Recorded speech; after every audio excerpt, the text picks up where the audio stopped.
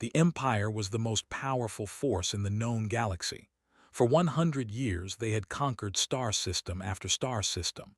Their warships were massive, dark, and deadly. Their soldiers were tall, strong, and completely loyal to their emperor. 17 different species had fallen under their rule. No one had ever defeated them. No one had ever even come close. Emperor sat on his throne made of black metal from a dead star. He was the most feared being in the galaxy. His skin was dark purple, and he had 4 arms that ended in sharp claws.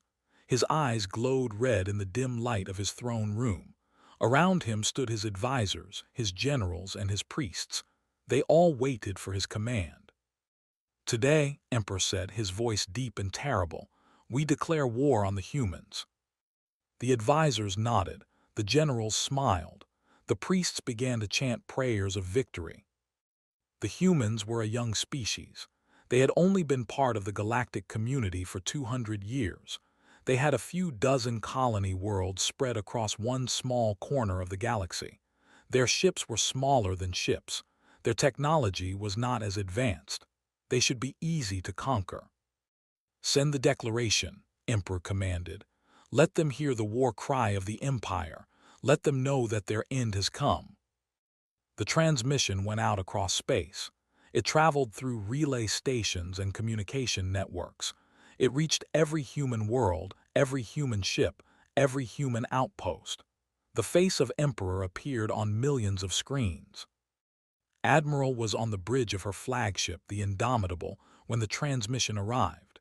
She was a woman in her 50s with short gray hair and calm dark eyes. She had served in the human fleet for 30 years. She had never lost a battle. She had also never fought anyone except pirates and small criminal groups. There had been no major wars for humans in space. "Admiral," said Lieutenant, the young communications officer, "we have an incoming transmission. Priority 1. It is from the Empire." Raised an eyebrow, put it on the main screen. The image of Emperor filled the bridge. He was enormous, his 4 arms spread wide, his red eyes burning with hate. He began to speak. "Humans," the Emperor said, "your time is over. The Empire has watched you crawl across the stars like insects. You are weak, you are soft, you are nothing. We have conquered species far greater than you. We have destroyed civilizations that lasted 10,000 years. You will be forgotten." The bridge crew watched in silence. Some of them looked nervous, others looked confused. Admiral just watched with a calm expression. "Prepare yourselves for destruction," Emperor continued. "Prepare yourselves for pain. Prepare yourselves to bow before the might of the Empire." Then he opened his mouth wide and released the war cry. It was a sound designed by evolution to freeze prey in terror. It was a shriek that combined the worst sounds in nature. It was deep and high at the same time. It vibrated through the bones and squeezed the heart. Species across the galaxy had heard this sound and fallen to their knees in fear. Admiral listened to the war cry. She tilted her head slightly. Then she snorted. Then she laughed. It started as a small laugh, just a chuckle. But it grew. Soon she was laughing so hard that tears formed in her eyes. She had to hold onto her command chair to keep from falling over. General, who stood beside her, looked at the Admiral with wide eyes. Then he looked back at the screen, at the terrible Emperor still screaming his war cry. Then he started laughing too. His coffee spilled on the floor, but he did not care. Lieutenant tried to stay professional. She really did. But watching her Admiral and General laugh like children at a comedy show was too much. She started giggling, then laughing. Then she was laughing so hard she had to mute the transmission because she could not breathe. Within seconds, the entire bridge crew was laughing. Officers who had served for decades, who had faced danger and death, were bent over their stations howling with laughter. Some fell out of their chairs. Others had to lean on each other for support. On the screen, Emperor finished his war cry. He waited for the response. He expected screaming. He expected crying. He expected begging. He did not expect laughter. The same scene was happening across human space. On the colony world of New Sol, General Menu watched the transmission in his command center. When the war cry came, he laughed so hard he knocked over his tactical display. On the defense station above Earth, Admiral had to call for medical help because she laughed until she could not catch her breath.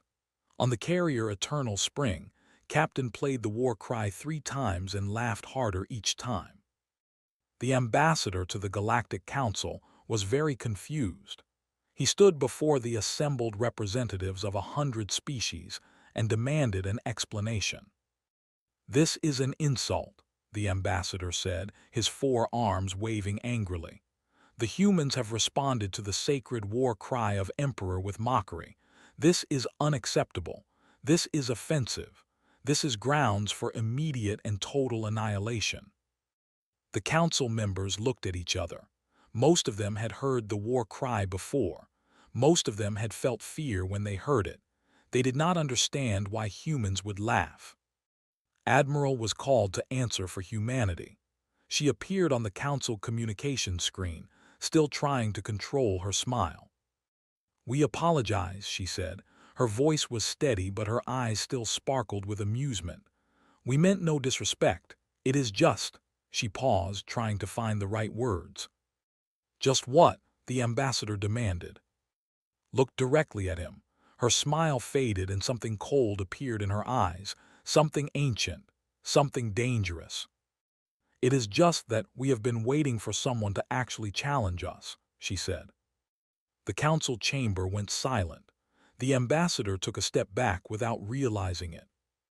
"For 200 years, continued, humans have been peaceful, we have traded, we have explored, we have built colonies and made friends, but before that, for 10,000 years, we did something else." She leaned forward. We fought everything. We fought the planet that tried to kill us. We fought the animals that tried to eat us. We fought diseases that tried to wipe us out. And most of all, we fought each other." The council listened in silence. "We are very, very good at war," said.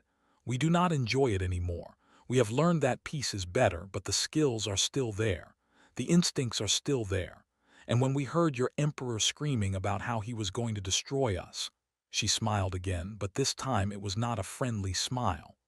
"Well, I suppose we found it funny, because you have no idea what you are dealing with."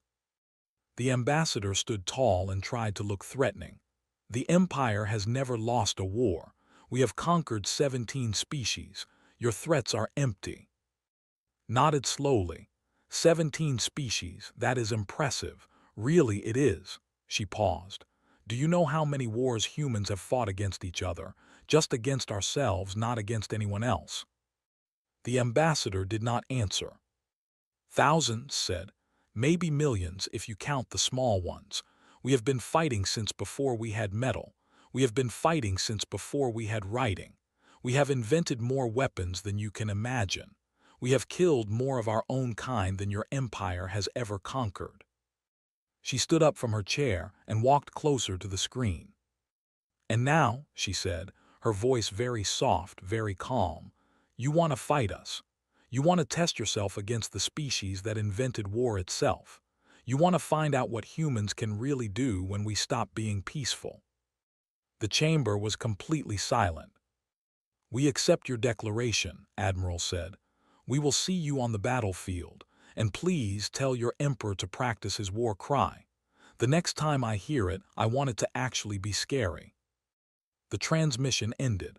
The council chamber exploded into worried conversation. The ambassador stood frozen, his red eyes wide. For the first time in his life, he wondered if his empire had made a mistake. The Galactic Council met in emergency session 3 days after the declaration of war. Representatives from 112 species gathered in the great circular chamber on the neutral station called Haven. The chamber was designed to make everyone feel equal. Every seat was the same. Every voice could be heard. But today, no one felt equal. Everyone felt afraid. The Empire had never lost a war. This was not just a saying. It was a fact written in the history of the galaxy. When they declared war, they won. Always. Every time. The only question was how long it would take and how many would die. Ambassador represented humanity at the session. He was 63 years old with gray hair and a gentle face. He wore simple clothes and spoke with a soft voice. He did not look like a warrior. He looked like someone's kind grandfather. When he entered the chamber, the other representatives looked at him with pity. Poor humans, they thought, such a young species, such a short time in the galaxy, and now they would be destroyed. Took his seat and waited for the session to begin. The council speaker, a tall being with blue skin and 6 eyes, called for order. We are here to discuss the war between the Empire and the United Human Territories. They have requested that the council remain neutral. Does anyone wish to speak? Several representatives stood. Most of them offered words of sympathy. 1 or 2 suggested that humans should surrender immediately to save lives. A few asked if humans needed help evacuating their worlds before the fleet arrived. Listen to all of this quietly. He did not interrupt. He did not show anger. He just listened. Finally, the speaker turned to him. Ambassador, do you wish to respond? Stood slowly. He looked around the chamber at all the different species. Then he smiled softly. Thank you all for your concern, he said. It is very kind, but I think there is a misunderstanding. He walked to the center of the chamber where a holographic projector stood. He placed his hand on it and activated a display. You see, he said, you do not understand humans. None of you do, and that is not your fault. We have been very careful about what we share. The display showed a beautiful blue and green planet, Earth. It looked peaceful and calm. This is our home world, said. When your species look at it, you see a nice planet, a good place for life, a comfortable world. He pressed a button and the image changed. Now it showed ice covering most of the planet, huge white sheets stretching across continents. This is what our world looked like 15,000 years ago, he said. Ice covered everything. Temperatures dropped so low that entire species died. Humans survived by eating anything we could find. Sometimes we ate each other. The chamber was silent. The image changed again. Now it showed massive volcanoes erupting, filling the sky with ash. 70,000 years ago, a supervolcano nearly ended our species. The sky turned dark for years. Plants died. Animals died. Our population dropped to maybe 10,000 individuals, but we survived. He showed more images. Tsunamis taller than buildings. Earthquakes that split the ground open. Storms that covered entire continents. Diseases that killed half the population. Asteroids that wiped out most life on the planet. Your species, said gently, evolved on peaceful worlds. I have read your histories. The home world has a stable climate, plenty of food, few natural disasters. The same is true for most species in this chamber. You evolved in comfort. He looked around at the watching faces. We did not. Our world tried to kill us every single day for millions of years, and we survived, not because we were strong, not because we were fast, but because we refused to die. The image changed to show ancient humans, hunting a massive woolly creature with nothing but wooden spears. We hunted animals 10 times our size, said. We chased them for days until they collapsed from exhaustion. We ate them. Then we moved to the next one. We walked across continents. We crossed frozen bridges between lands. We spread across the entire planet not because we were powerful, but because we were too stubborn to stop. He paused and looked directly at the ambassador, who sat in his section looking uncomfortable. And when we ran out of animals to hunt, continued, we started hunting each other. The display showed ancient battles, primitive weapons, fire and blood. For 10,000 years, humans fought humans. We invented new ways to kill each other faster, sharper weapons, stronger armor, better tactics. Every generation found more efficient ways to cause death. The images became more recent. Swords became guns. Guns became bombs. Bombs became weapons that could destroy entire cities in a flash of light. 200 of your years ago, said, his voice still calm, still soft. "We developed weapons that could end all life on our planet. We had two great powers, and they pointed these weapons at each other for 50 years. Every day, we were one mistake away from total destruction." The chamber was completely silent. No one moved, no one spoke. "But we did not destroy ourselves," said. "We chose a different path. We decided that war between humans was too dangerous, so we stopped. We united.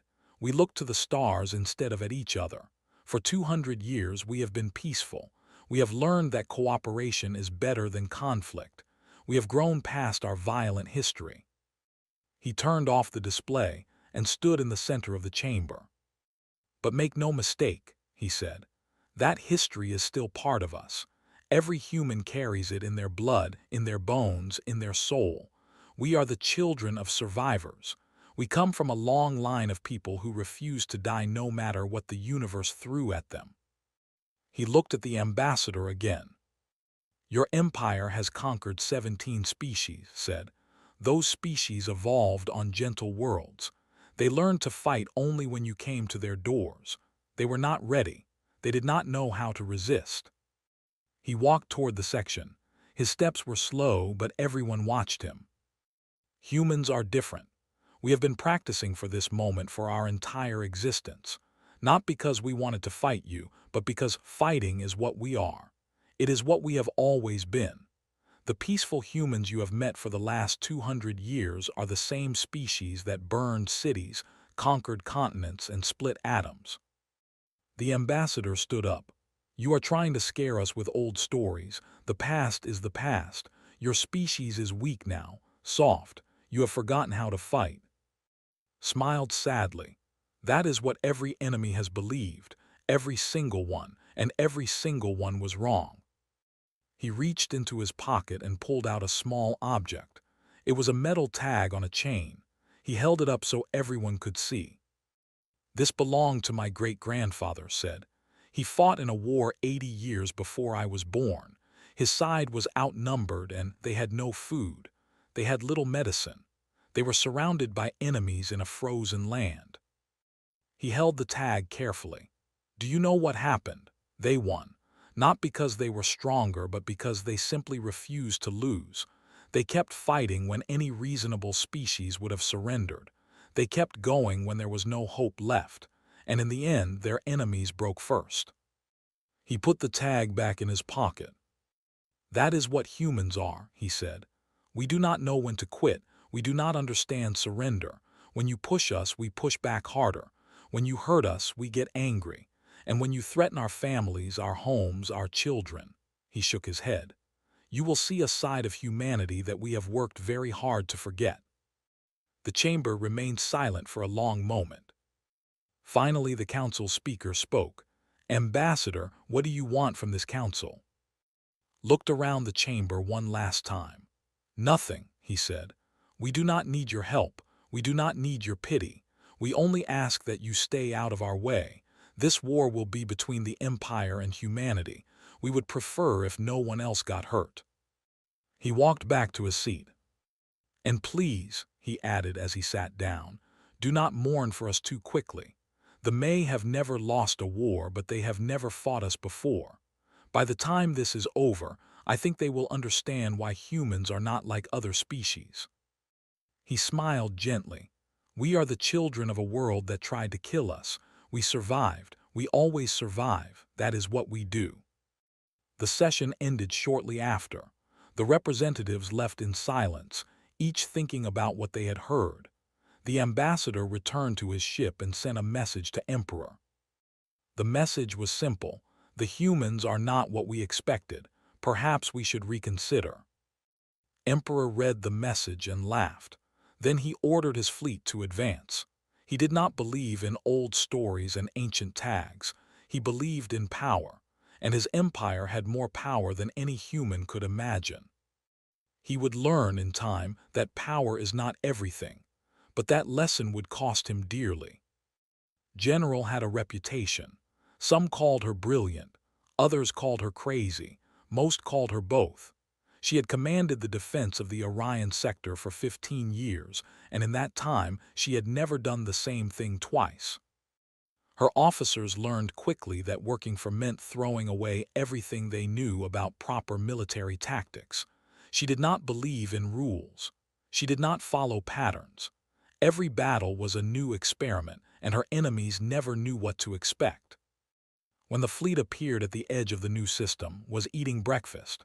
She looked at the report, nodded once, and went back to her rice and soup. Her aide captain stood nervously by the door.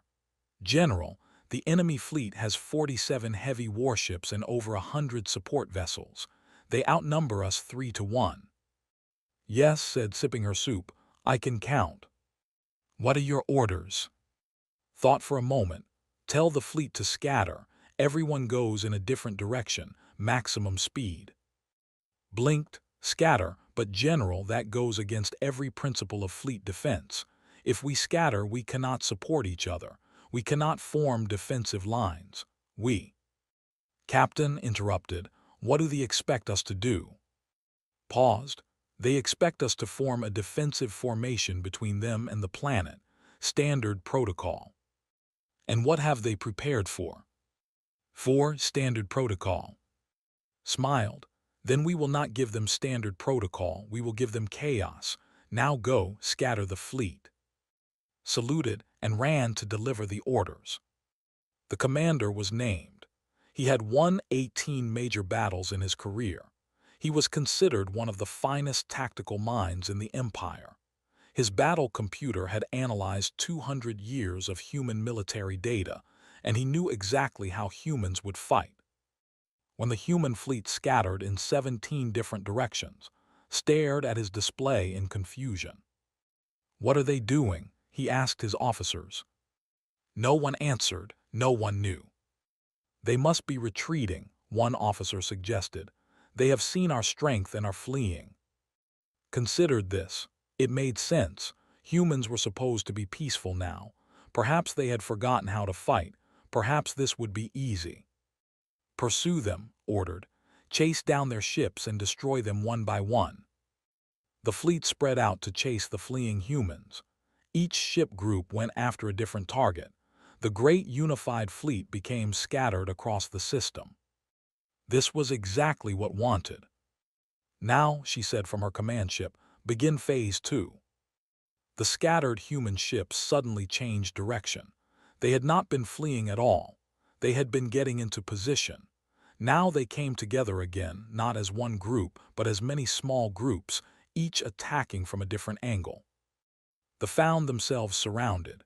Ships that had been chasing humans suddenly had enemies appearing behind them, above them, below them. The neat tactical formations broke apart as each ship tried to deal with threats from multiple directions. Commander tried to reorganize his fleet. He sent orders to regroup, to form defensive clusters. But the humans were moving too fast, appearing in too many places at once. His battle computer could not predict their movements because there was no pattern to predict. "This makes no sense," said, watching his display fill with warnings. "Why are they fighting like this? It has no tactical logic." His communication officer spoke up. "Commander, we are receiving a transmission from the human flagship." On screen. General appeared on the display. She was smiling. Behind her, her bridge crew was calm and focused, as if this was just another day at work. "Hello," Commander said. "I hope you are enjoying the battle." "This is not a proper battle," said angrily. "You are not fighting correctly. You are breaking every rule of fleet combat." Laughed. "Rules? What rules? There are no rules in war. There is only winning and losing. There are doctrines, there are tactics, there are proper ways to conduct warfare." "According to who?" Leaned forward. "Your species developed those doctrines. Other species followed them because they had nothing better. But humans have been fighting for 10,000 years. We have tried every tactic that exists, and we have learned one important thing." "What?" "That the best tactic is the one your enemy does not expect." On the display, another ship exploded, then another. Your battle computer has all our old tactics in its database, continued. It knows how human fleets are supposed to move. It can predict our standard formations. So we are not using standard formations. We are using something new, something we invented this morning just for you. Felt cold. You invented a new battle tactic this morning. Of course, that is what we do. We adapt, we improvise, we make things up as we go along, she shrugged. It is not elegant, it is messy and chaotic, and sometimes even we do not know what will happen next. But that is the point. If we do not know what we are going to do, how can you? The battle continued. Human ships appeared and disappeared like ghosts. They attacked from impossible angles. They took risks that no sane commander would take. Some of those risks failed and human ships died, but more often they succeeded because they had no way to prepare for something completely unpredictable. Watched her displays and gave orders, but her orders were not specific commands. They were goals. Destroy that ship, protect that sector, cause maximum confusion. Her captains figured out how to achieve those goals on their own. This is madness, said. No military operates like this. You have no coordination, you have no discipline. We have plenty of discipline, replied. We are disciplined enough to trust each other. Every captain in my fleet knows what we need to accomplish. They do not need me to tell them how to do it. They are humans. Figuring things out is what we do best. She stood up from her chair. You know what your problem is, Commander. You have fought the same way for 100 years. You have won every battle using the same tactics against enemies who fight the same way. You have become predictable, and predictable can be beaten. Another explosion. 3 ships died in a trap they never saw coming. Humans are never predictable, said. We cannot even predict ourselves. We are creatures of chaos. We do not have one way of fighting. We have 1,000 ways, 1,000,000 ways, and we will use every single one of them if we need to. Commander looked at his fleet status. He had lost 16 ships already. More were damaged. His beautiful tactical formation was gone, replaced by scattered groups fighting desperately against enemies that seemed to be everywhere at once. For the first time in his career, he gave an order he had never given before. All ships retreat, fall back to the system boundary. We are withdrawing. The fleet fled. They left behind the wreckage of 23 ships. The humans had lost 9. By any measure, it was a human victory. Watched the enemy disappear into faster-than-light travel. She sat back down and asked for a cup of tea.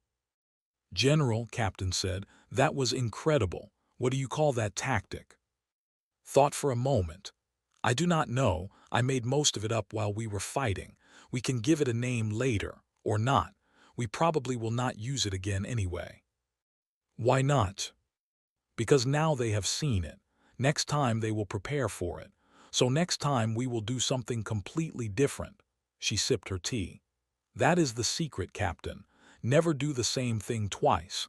Never let them learn your patterns. Be water, be fire, be chaos itself. She looked out the window at the stars. The fight like machines, she said quietly. Perfect, efficient, logical, but machines can be understood. Machines can be predicted. Machines can be broken. She smiled. We fight like humans, messy, emotional, unpredictable. We make mistakes. We take stupid risks. We do things that make no sense. She set down her tea. And that is exactly why we win. Her after-action report to command was only 1 line long. They fought like machines. We fought like humans. We won. Command did not need any more explanation than that. Captain was old. He was 67 years old, which was old for a ship captain. 3 times the military had tried to retire him. 3 times he had refused. He said he would die on his ship, and he meant it. His ship was called the Grandmother's Spite. It was a destroyer, small and fast, with a crew of 85. The name came from a family tradition. Every ship in his family had been named after the stubborn women who raised them. His grandmother had lived through the unification wars on Earth. She had survived hunger, cold, and bullets. She had buried 3 husbands and raised 6 children alone. She had died at 94, still angry about something that happened when she was 12. That was what spite meant too, not giving up, never forgetting, always fighting even when there was no hope left.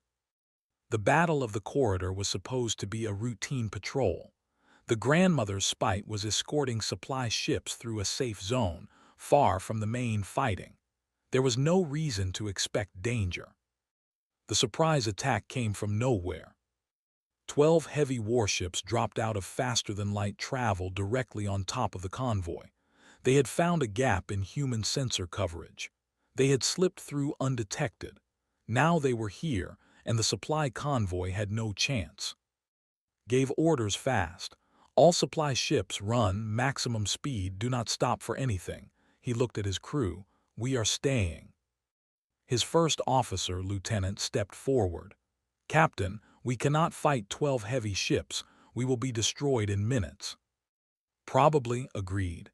But those minutes will give the supply ships time to escape. That is our job. That is what we are here for. The grandmother's spite turned toward the enemy fleet. One small destroyer against 12 heavy warships. It was not even close to a fair fight. But had not survived 67 years by fighting fair. All power to engines and point defense, he ordered. We are not going to try to hurt them. We are going to annoy them, make them chase us, waste their time. Every second we survive is a second the supply ships get farther away. The ships opened fire. The grandmother's spite danced between the shots, its small size and quick engines keeping it alive when a bigger ship would have died instantly. Pushed his ship harder than it was designed to go. Alarms screamed. Metal groaned, but they kept moving. For 18 minutes, the tiny destroyer avoided death. It was a miracle of piloting and luck. The commanders grew frustrated. They diverted more and more of their fleet to catch this annoying insect. Then the luck ran out. A heavy cannon shot caught the grandmother's spite in the engine section. The ship shuddered and went dark. Emergency lights came on. Alarms that had been screaming went silent because there was no power left. Damage report, said calmly. Engines are gone, Lieutenant reported. Main power is gone. We have maybe 2 hours of life support on batteries. Weapons are offline. We are drifting. Nodded, and the supply ships? Checked, they made it. They jumped to safety just before we were hit. Good, stood up. Then we did our job. The communication system crackled to life. Somehow, it still worked on emergency power. Human vessel, a voice said. You are disabled and helpless. Prepare to be boarded. Surrender your crew and you will be treated fairly as prisoners of war. Looked around at his crew. They were scared. Some were injured, but none of them looked ready to surrender. Tell them, said, that they are welcome to come aboard, but they should not expect us to make it easy. The crew began to prepare. They moved the wounded to the most protected sections of the ship. They set up barricades at key points. They gathered whatever weapons they could find. Went to his quarters and opened a locked cabinet. Inside was an old fire axe. It had belonged to his great-grandfather, who had been a firefighter in a city called before the unification. It had saved many lives. Now it would be used for something different. He also took out an old book. It was a history book filled with stories of battles from Earth's past. He had read it many times. He knew every story by heart. The boarding party cut through the airlock 30 minutes later. 20 soldiers, each 1 feet tall with 4 arms and armored skin. They expected to find a defeated crew ready to surrender. They found Captain standing in the corridor, alone, holding a fire axe. Welcome to my ship, said. I'm afraid I cannot offer you tea. The squad leader stepped forward. He was huge, towering over the old human captain. You are one man with a primitive weapon. Surrender now and live. Smiled, do you know what a siege is? The squad leader tilted his head. What? A siege. It is when an army surrounds a city and waits for the people inside to starve. We humans have been doing it for thousands of years." He shifted his grip on the axe. "There was a city called Leningrad. Enemy armies surrounded it for almost 3 years. The people inside had almost no food. They ate leather. They ate glue. They ate things I will not describe. Hundreds of thousands of them died." The squad leader was confused. Why was this old man talking about ancient history? "Do you know what happened?" continued. "They did not surrender. 3 years of starvation and they still would not give up. They kept fighting until the siege was broken, and after the war they rebuilt their city and kept living." He raised the axe. "That is what humans are. We do not surrender. We do not give up. We hold on until there is nothing left, and then we hold on some more. My grandmother survived a war that killed millions. My great-grandfather ran into burning buildings to save strangers. My mother worked herself nearly to death to give her children a better life." He looked directly at the squad leader. "You are not the worst thing that has ever happened to us. You are not even close. You are just another enemy, and we have been fighting enemies since before your species learned to walk upright." The squad leader had heard enough. "Take him." 2 soldiers moved forward, moved faster than anyone expected. The axe caught the first soldier in the gap between his armor plates. The soldier fell. The second soldier grabbed for, but the old captain was already moving, slipping under the attack and striking again. The corridor became chaos. Could not beat 20 soldiers, he knew that. But he could make them work for every inch. He could hurt them. He could show them that even one old human was not worth the trouble. More crew members appeared. They had pipes, tools, anything they could use as weapons. They fought beside their captain. They fought without hope, without any chance of winning, because that was what their captain was doing, and they would not let him fight alone. They took the ship section by section. It took them 6 hours. Every corridor was a battle. Every room was a trap.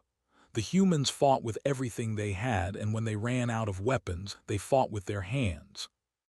When reinforcements finally arrived, human warships responding to the convoy's distress signal, the boarding party retreated. They had captured 1 crippled destroyer, but they had lost 8 soldiers dead and 12 wounded, all to a crew of 85 humans who should have surrendered in the first minute. Captain was found in the engine room, standing over the bodies of 3 soldiers. He was badly wounded, barely conscious, and still holding his axe. "Captain," the rescue team leader said, "how did you hold them off for 6 hours?" Looked at him with tired eyes. "Humans do not know when to quit. It is our greatest flaw." He paused and smiled weakly.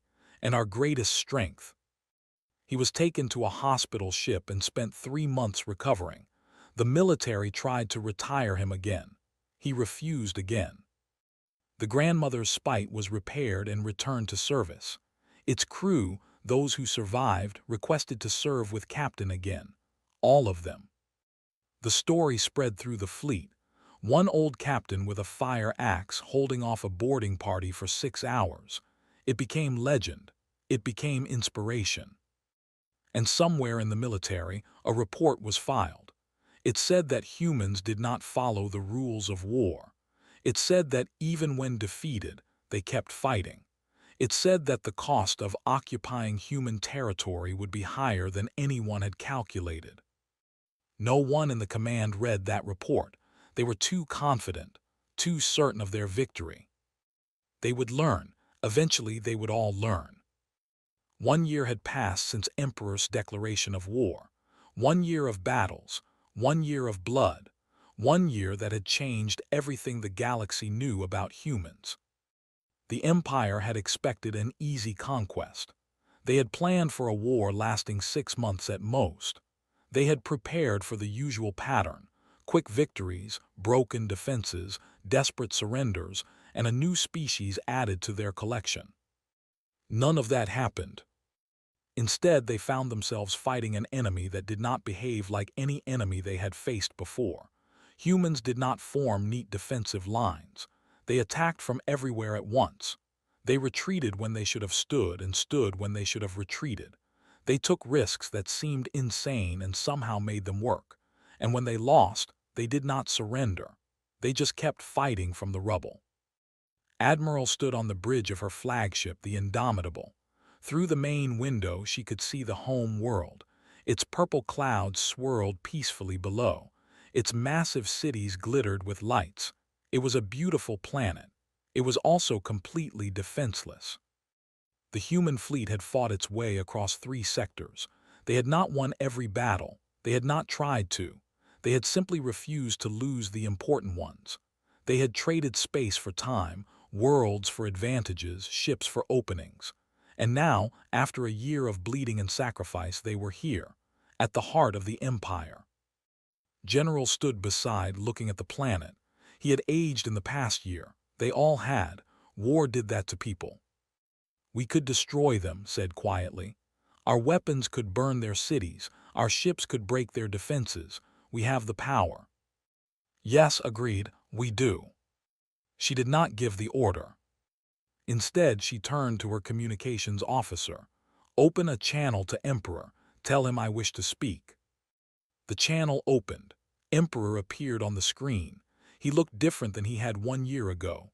His confidence was gone. His 4 arms hung at his sides instead of spreading wide in threat. His red eyes were tired. "Admiral," he said, his voice was heavy, "you have come to finish us." "I have come to talk," replied, "if you are willing to listen." Was silent for a moment, then he nodded slowly. "Speak." Walked closer to the screen. Behind her, her officers watched in silence. Behind, his advisors and generals listened with fear in their eyes. "1 year ago," began, "you declared war on humanity. You released your war cry and expected us to be afraid. We laughed at you.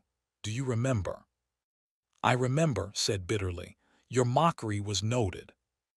"We were not mocking you," said. "We were laughing because you did not understand what you were doing. You had never faced an enemy like us. You thought we would be like all the others. You were wrong." She paused, gathering her thoughts. "We have fought you for 1 year. We have lost ships. We have lost people. We have lost worlds, but we have not lost our will. We have not surrendered. We have not broken. And now we stand here above your home with the power to do to you what you plan to do to us." Claws clenched. "Then do it, end the war, destroy us." "No." The word hung in the air, looked confused. "I do not understand," he said. Admiral sighed. She suddenly looked very tired, very old, very human. "We do not want to destroy you," she said. "We never did. We did not choose this war. You did. We simply defended ourselves. And now that we have proven we cannot be conquered, we want to stop." She walked back to her command chair and sat down. "We are tired of war," she said. "Humans have been fighting for 10,000 years. We fought our planet. We fought each other. We fought diseases and disasters and everything the universe threw at us. And finally, 200 years ago, we stopped. We decided that we had fought enough. We wanted something different, something better." She looked at with eyes that held no anger, only exhaustion. "We have spent 2 centuries learning how to live instead of fight. We have built colonies. We have made art. We have raised families. We have discovered that peace is actually pretty good. We were happy to just exist, to explore, to grow old without watching our children die in battles." Her voice hardened slightly. "Then you came. You threatened our worlds. You attacked our ships. You killed our people. And we remembered what we used to be. We remembered the weapons we had locked away. We remembered the tactics we had tried to forget. We remembered how to be killers." She shook her head. "We do not like remembering. We do not want to be what we were, but you forced us to become it again. And now we sit here, above your world, with the power to end your civilization forever." She stood up again and walked to the window. "But we choose not to because we are trying to be better. We are trying to break the cycle. Conquest leads to revenge. Revenge leads to more war. More war leads to more death. We do not want that. We want it to end." Emperor was silent for a long time. When he spoke, his voice was quiet. "What do you want from us?" "We want you to leave us alone," said simply. "Withdraw from our space. Return the worlds you have occupied. Release any prisoners you have taken, and never threaten us again. That is all. That is all. We do not want your territory. We do not want your resources. We do not want your people as slaves or subjects. We just want to be left in peace. That is what we have always wanted." Process this. For a being who had spent his entire life conquering others, the idea of winning a war and then simply going home was strange. It made no sense. "Why?" he asked. "You could have everything. You could rule the galaxy. Your species has proven it is more dangerous than we ever imagined. Why not take what you have earned?" Smiled sadly. "Because ruling the galaxy sounds exhausting. We have tried that, you know. Different groups of humans have tried to conquer the world many times. It never works. You spend all your time and energy keeping control, and eventually someone comes along and takes it from you. It is a waste." She turned back to face the Emperor. "We would rather build things than destroy them. We would rather create than conquer.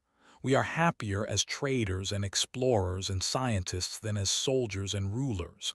The war we just won, it was not fun. We did not enjoy it. We were good at it because we had to be, not because we wanted to be." General stepped forward. "Your empire has never lost a war. Now you have. You can choose what that means. You can rebuild and attack us again, and we will defeat you again. Or you can learn from this and try something different." "Different how?" asked. "Trade instead of conquest," suggested. "Cooperation instead of subjugation. You have conquered 17 species. What have you gained? Slaves who hate you.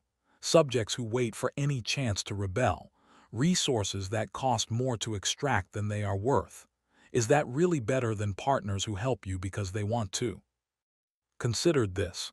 It was a strange idea, but then everything about humans was strange. "You truly have no desire for revenge?" he asked. Admiral shook her head. "Revenge is a luxury we cannot afford. Holding grudges takes energy we would rather spend on better things. We want to go home. We want to rebuild what was lost. We want to hug our families and eat good food and sleep without worrying about attacks." She looked directly into his eyes. "But understand this. If you ever attack us again, we will remember. Humans never forget. We carry our history in our blood.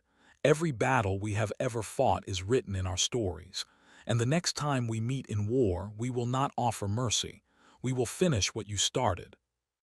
Her voice was soft but absolutely certain. "You get one chance. This is it, take it or not, the choice is yours." Emperor looked at the human fleet surrounding his world. He looked at the admiral who held his fate in her hands.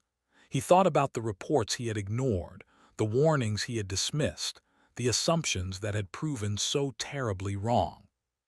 "How do I know you will keep your word?" he asked. Smiled. "Because humans value our word. We have a saying, 'My word is my bond.' When we make a promise, we keep it. It is one of the few things we are consistent about." The chamber was silent. The fate of two civilizations hung in the balance. Finally, Emperor spoke. "I accept your terms. The Empire will withdraw from human space. We will release all prisoners. We will not attack again." Nodded. "Thank you. I think this is the beginning of something better for both of us." The channel closed. The war was over. General let out a breath he had been holding for what felt like years. "We did it. We actually did it." Sat back in her chair. She suddenly felt her age, all the weight of the past year pressing down on her. "Yes," she said, "we did. Now comes the hard part." "The hard part?" "Learning to be peaceful again, learning to forget how to kill, learning to trust that we will not be attacked." She closed her eyes. "War is easy, peace is hard, but it is worth it." She opened her eyes and looked at her crew. They were exhausted. But they were alive, and they were going home. "Set a course for Earth," she ordered. "The war is over. Let us go remember what we are fighting for." The fleet turned and began the long journey home. Behind them, The home world glittered in the starlight. In the archives of the Galactic Council, a new entry was added to the records on humanity. Do not provoke. They remember everything, forgive nothing, and fight like they have nothing to lose. But they prefer peace. Honor their choice, and they will honor yours. And somewhere in a small house on Earth, an old woman looked up at the stars and smiled. She did not know that her grandson was an admiral. She did not know that a war had just ended. She only knew that the stars were beautiful and that tomorrow would be another day. That was enough. For humans, it always had been. The Empire's war cry had echoed across the galaxy. The human generals had laughed. And in the end, it was the humans who decided when the war would end and how and why. Because that is what they had always done. That is what they would always do. They survived, they adapted, they won. And then they went home,